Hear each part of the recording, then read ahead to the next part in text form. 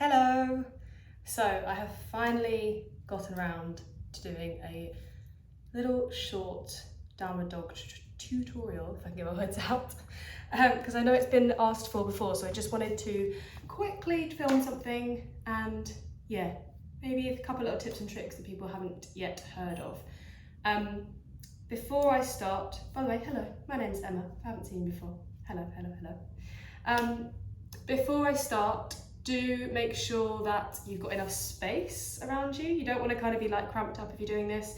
And if you have got some sort of grippy mat, that will be a little bit easier for you. If you've got a mat that you tend to sort of slide on a little bit, especially if you get a bit sweaty or it's a bit warm, it's going to make these down dogs a bit trickier. So a tip would be to maybe put a towel on your mat or the floor if you're just doing it in the kitchen. You can try that way, it's just that you may not be able to hold and kind of think about the little points or pointers that I'm going to try and give you. So see how you go and we will get straight into it.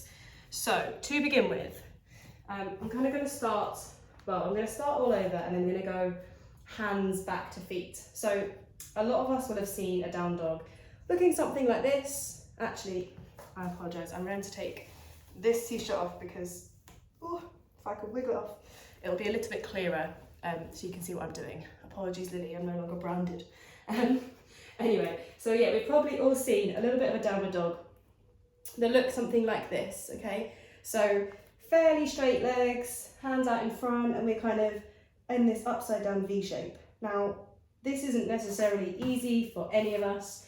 It's often used as a bit of a transitional posture when you're doing yoga, or maybe it's a bit of a resting posture as well, and saying that just makes me cringe a little bit because most people find it quite difficult to do. So to do a downward dog properly, I'm not saying it can't get to feeling like a restful posture, especially if you're doing a powerful vinyasa flow or anything like that, but it doesn't mean that it's the easiest thing and everyone should be able to do it like that, because it's still, you're still holding yourself there, you're still engaged with most things that we do, unless you're in yin yoga or something like that. So let's start at the top.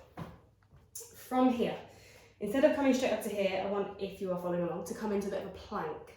So in your plank, because you, I'm sure, have done many planks in your time, you're probably going to feel like you either need to wiggle your toes forwards or back, or however you want to, but your shoulders are stacked above the wrists, and you're pressing away into those heels. Okay, now from here, this is about the right length between our hands and our feet as we want in those down dogs. So from there, we start pressing up the hips, press into those hands, and find your upside down V. Now what you should be able to see is that my heels are not on the floor, so do not worry about that at all right now. We're going to start with those hands again. So our hands, because we stack them underneath the shoulders, are already shoulder distance apart. So we want to keep them that way. We'll anchor through every part of the hand, and this is where it gets a little bit more handy if you have a grippier mat. Sorry, because I'm talking a bit blind to you. This gets a bit handier if you have a grippier mat, because then you're not slipping and sliding everywhere, so you can really grip the fingertips in. But a tip for everyone is to really feel like you're spreading your weight across the wrists, the palms, the knuckles, the fingertips. Everything is pressing down into the mat. Okay? So we've got our hands, our base at the front, sorted from that perspective. Working up through those arms, we want to feel like we're rolling our shoulders down the back and turning those shoulders out to the sides. So your head isn't going to stick out like mine is because I'm looking at you. But think about, if I can show you from here, your hand is kind of down flat and our elbows are out to the side. In this downward dog, we want to rotate those shoulders out, almost so that the inside of this elbow is pointing forwards. Some people call it the eye of the elbow, don't they? So that's kind of where you want to be pointing forwards, and that's going to take our shoulders back and our shoulder blades drawing down the spine. So think of it like we're giving a big roll to our shoulders and we're sending them away, and that eye of the elbow is coming forwards. Nice.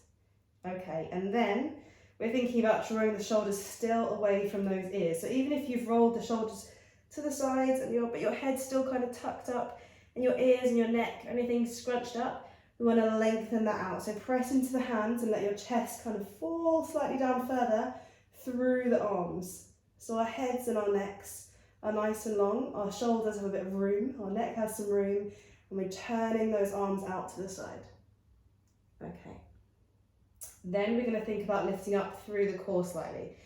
So if I come front on, won't be in a full downward dog here, but hopefully you can see. So my shoulders aren't drawn together like this, they're rolled back. Elbows, or the inside of the elbows coming forward, and then my head, a little bit tricky for me to do from this angle, is forwards. So it's not tucked up and hunched with these shoulders. From here, slight lift through those cores to send the hips up high.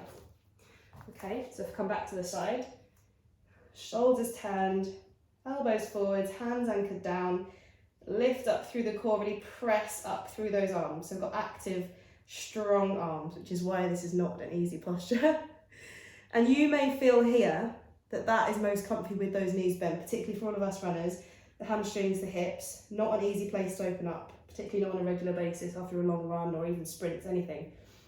Okay, so we might just want to keep a nice bend in those legs. And the reason for that is because the aim of our down dog is to get the hips high. And I can still get my hips pretty high with quite bent knees, as you can see.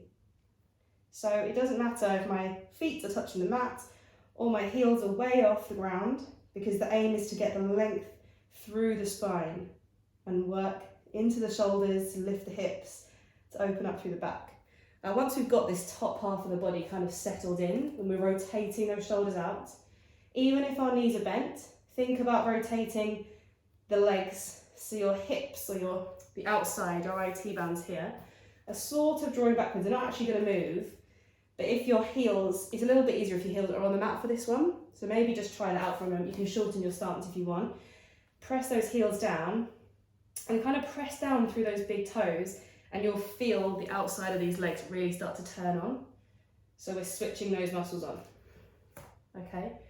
And even if our legs are bent, which as I said, is not a problem at all, we are still kind of locking in those toes and engaging the outsides of the thighs.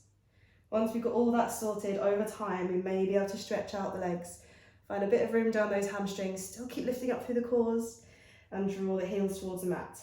Now, there'll be many a time when I start out yoga, I'm even teaching a class, and at the start of that class, my heels aren't touching the mat. So do not worry if your heels are nowhere near it, it's not a problem at all. As I said, the aim of the game in our downward dog is to have that V shape and our hips coming up high to get all the length down the spine.